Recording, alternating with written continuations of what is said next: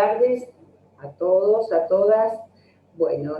hoy nos encontramos en un momento muy especial, acá junto con la subsecretaria de Educación, con Marcela, para darle la bienvenida virtual a La Pampa a Rebeca Anijovic.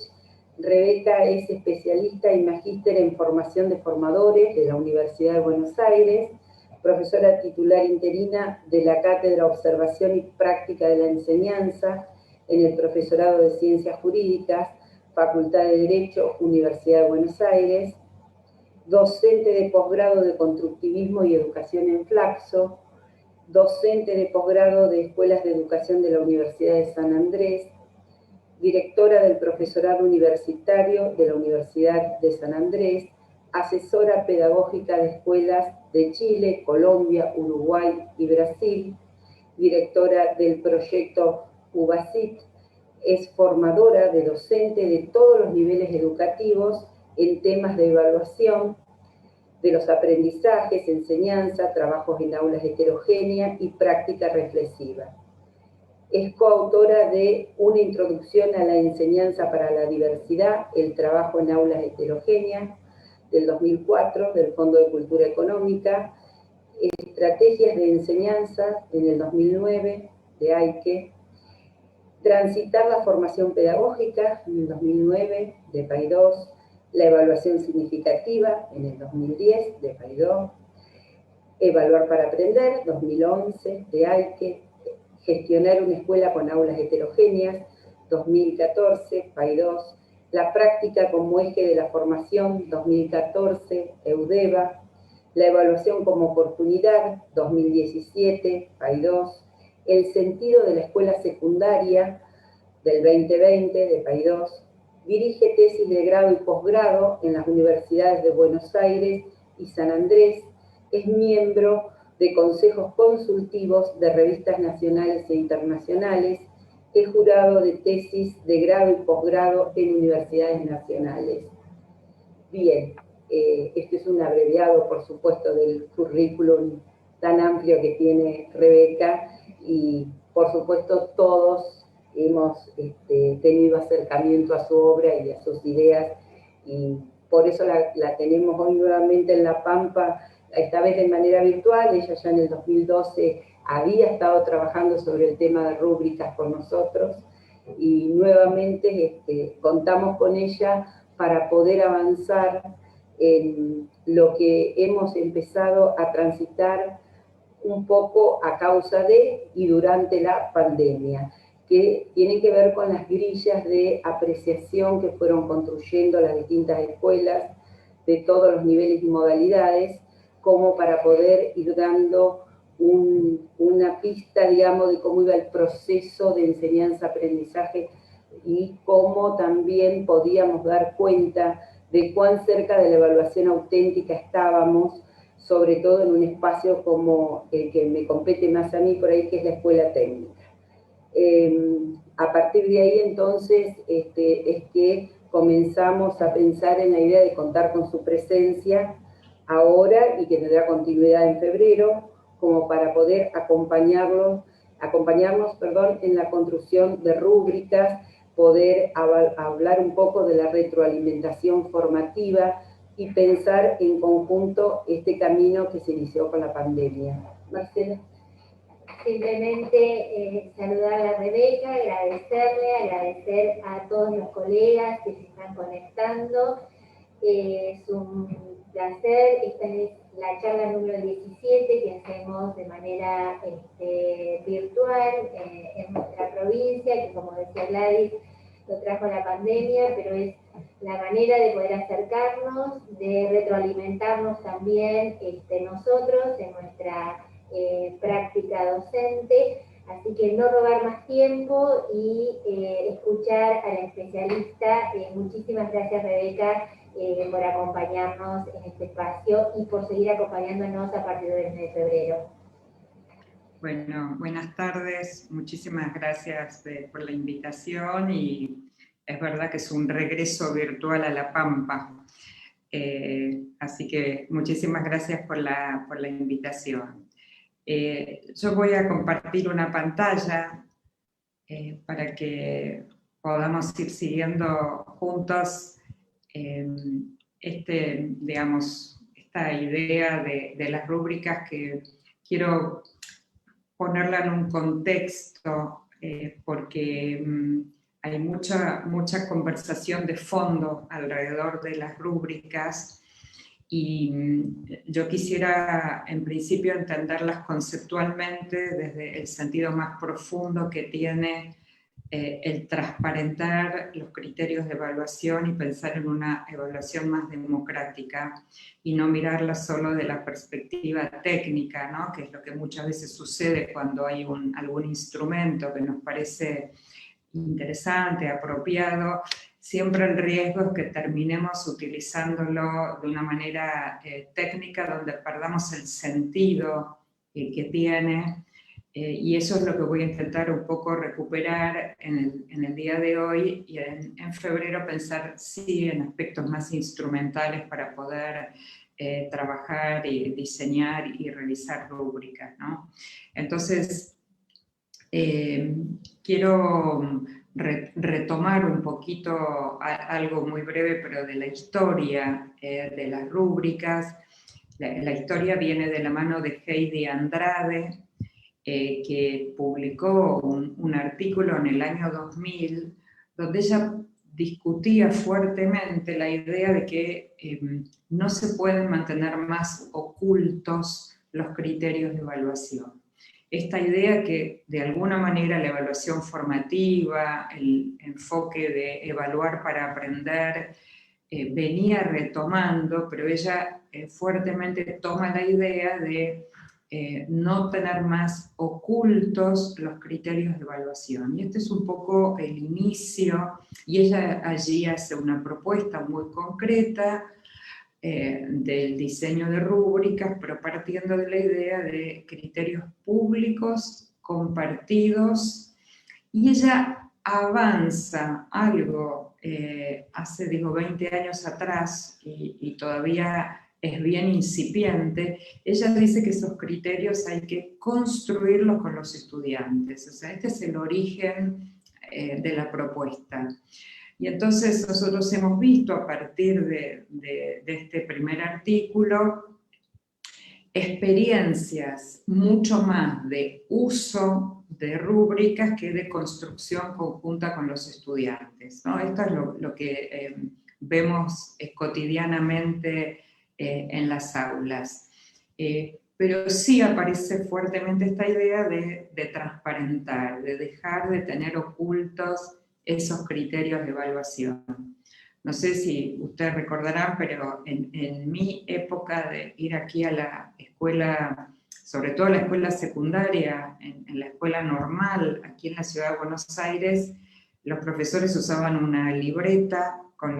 donde estaba todo nuestro listado, y estaba lleno de puntitos, marquitas, crucecitas de colores, ¿no? Y nosotros, me acuerdo que con mis compañeras tratábamos de identificar, era casi como un juego, a qué correspondía cada marquita, ¿no? Y uno, por supuesto, en ese momento, yo no le atribuía ningún significado particular,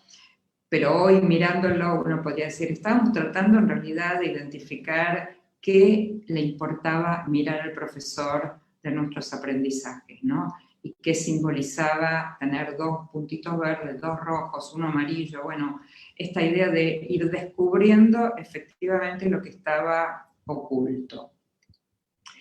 En pandemia, este año, lo que nosotros vimos con respecto al trabajo con las rúbricas es que estos criterios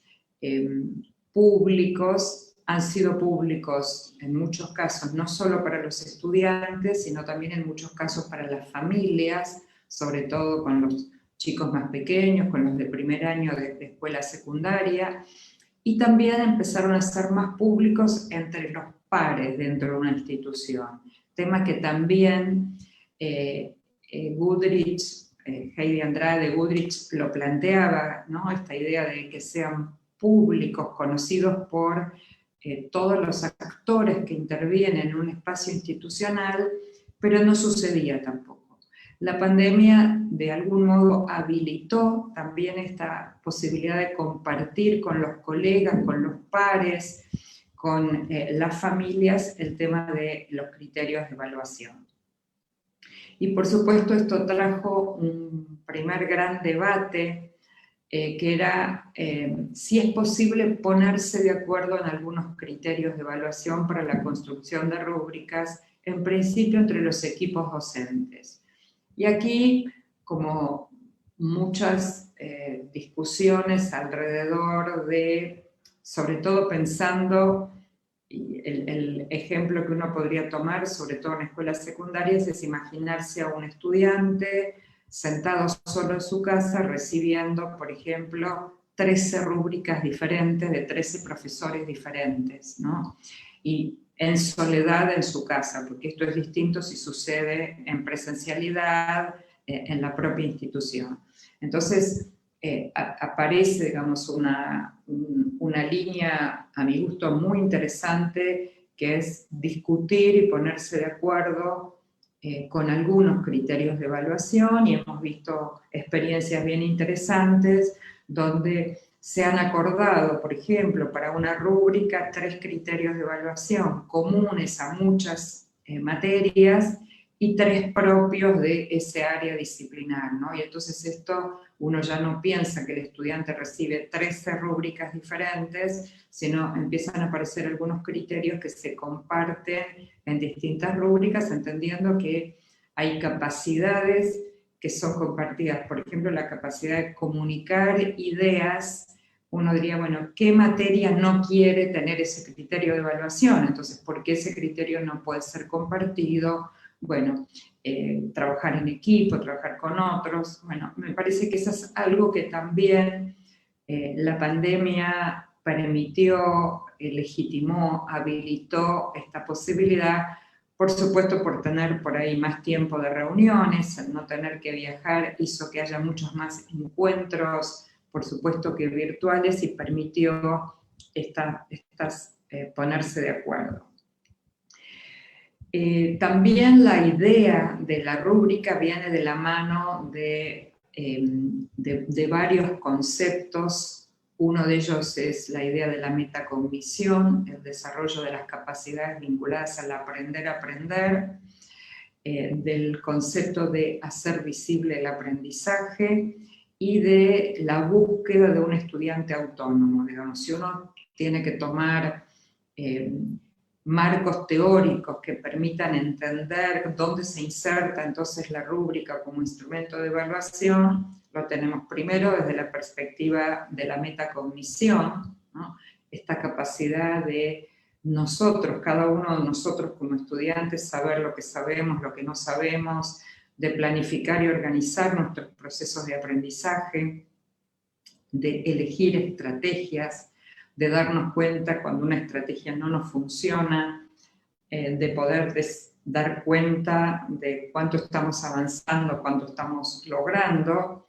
que tiene que ver con las habilidades del aprender y que si hay algo entre muchísimas cosas que aprendimos o que nos dimos cuenta durante la pandemia, es que esta es una deuda importante con los estudiantes, ¿no? El desarrollo de las habilidades metacognitivas que aparecen en general en los diseños curriculares, aparecen en los proyectos institucionales, pero nunca hay tiempo, porque siempre hay que calificar y entonces correr detrás de la nota o correr detrás de largos programas de contenidos no dan tiempo a estas habilidades metacognitivas que claramente nos van a llevar al estudiante autónomo, y que sobre eso también tenemos mucho escrito y entiendo que poco avanzado desde la perspectiva de una práctica profunda y sistemática, ¿no? Entonces, estas prácticas metacognitivas de alguna manera nos hacen pensar cómo hacer visible el pensamiento, cómo hacer visible el cómo del aprendizaje, no solamente el qué, con miras, con el propósito de llegar a la idea de un estudiante autónomo, ¿no? Déjenme un minutito decirles algo más de la autonomía, porque cuando nosotros miramos el concepto de evaluación formativa, que es el que de alguna manera gobernó nuestras prácticas de evaluación este año, el propósito, diría, último en términos de horizonte, no por importancia, es justamente el de cómo logramos un estudiante autónomo que sea capaz de darse cuenta, sí, que venga un adulto y le diga, como en el caso de los docentes, tu trabajo está bien, está mal, salir de esa pregunta constante del estudiante, si lo que hizo está bien o está mal, y poder él darse cuenta y poder tomar decisiones en términos de ser dueño de sus propios aprendizajes y obviamente de la evaluación. Y nosotros en eso reconocemos poca autonomía, reconocemos todavía mucha dependencia y mucha atribución, como en Twitel también lo plantea, esa idea de atribución causal, ¿no? Así que un estudiante, cuando uno le pregunta por qué y le fue bien en algo, por qué le fue mal, en general sus respuestas poco tienen que ver con lo que él hizo, ¿no? Me fue bien porque tuve suerte, me fue mal porque me tocó el tema más difícil, ¿no? Siempre atribuciones externas que dan cuenta del bajo nivel de autonomía que hay en términos de apropiarse, de dar cuenta, muy pendientes de la nota, de la calificación, con poco margen para apropiarse de sus procesos y dar cuenta de ellos. Entonces, en este un poquito recorrido histórico del surgimiento de las rúbricas, ¿para qué surgieron, no? Y surgieron fundamentalmente para ofrecer retroalimentación. Después, la práctica cotidiana de los docentes convirtieron a las rúbricas en un instrumento también para calificar, pero que no fue el origen de las rúbricas, sino el origen fue para ofrecer retroalimentación, para favorecer prácticas metacognitivas, para clarificar expectativas, es decir, mirando la rúbrica, un estudiante debe poder entender qué se espera de él, ¿no? A dónde tiene que llegar, qué tiene que alcanzar. Y para iniciar conversaciones, porque la rúbrica se instala,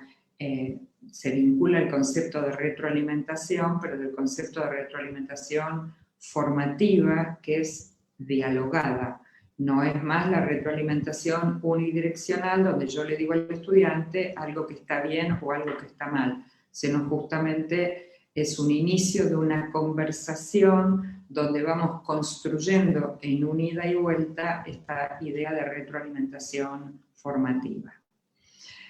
Esta idea de la creación de rúbricas, como les decía, nace de la necesidad de compartir los criterios, por un lado. Por otro lado, al transparentar los criterios de la evaluación, de alguna manera también se ponen de manifiesto, se explicitan lo que uno llamaría las reglas de juego, ¿no? Para sostener la coherencia entre cómo se enseña, cómo se aprende y cómo se evalúa. Hay muchísima investigación mostrando muchas veces bajo rendimiento en el aprendizaje de los estudiantes por causas que tienen que ver con la incoherencia entre los modos de enseñar y los modos de evaluar. Entonces, de alguna manera, trabajar con criterios permite visibilizar los objetivos, qué estamos enseñando, para qué, cuál es el sentido, y entonces, si esos son el sentido, cuáles son los mejores modos de enseñar, y cómo hacemos coherentes esos modos de enseñar con los modos de evaluar. El ejemplo por ahí más típico que podemos ver en la práctica es el trabajo por proyectos, donde en la enseñanza se define un trabajo por proyectos, efectivamente con alta participación de los estudiantes, con un recorrido interesante de investigación, de indagación y demás, y después que termina el proyecto, escuchar a muchos docentes decir, y después voy a tomar pruebas sobre el tema del proyecto, ¿no? Como si no alcanzara lo que se ha hecho en el modo de trabajar por proyectos para tener suficientes evidencias de aprendizaje y de comprensión por parte de los estudiantes. Y por otro lado, digamos, la idea de que la rúbrica como instrumento facilita de alguna manera las conversaciones, o debería facilitar las conversaciones, los diálogos, que permitan, por un lado, ajustar los aprendizajes de los estudiantes, pero por otro lado ajustar las propuestas de enseñanza de los docentes. O sea que es un instrumento que en realidad es para los estudiantes y también para nosotros los profesores. Un problema, por eso yo les decía de la importancia de trabajar en conjunto en los equipos docentes, porque los criterios de evaluación que después nos permiten emitir juicios de valor y después nos permiten asignar calificaciones, muestran siempre una gran variabilidad entre los docentes. Entonces, por ejemplo, nos encontramos con un criterio que dice que se va a considerar para evaluar la responsabilidad del estudiante, y reunimos a 4 profesores y les preguntamos qué mirarían cuando miran responsabilidad, y hay 4 respuestas diferentes. Y es lógico que sea así, pero entonces la pregunta es cómo construimos para que la variabilidad no sea tan alta, o en el caso de que sea, cómo se puede explicitar, cómo los estudiantes pueden recibir comunicación e información acerca del sentido de responsabilidad, por ejemplo,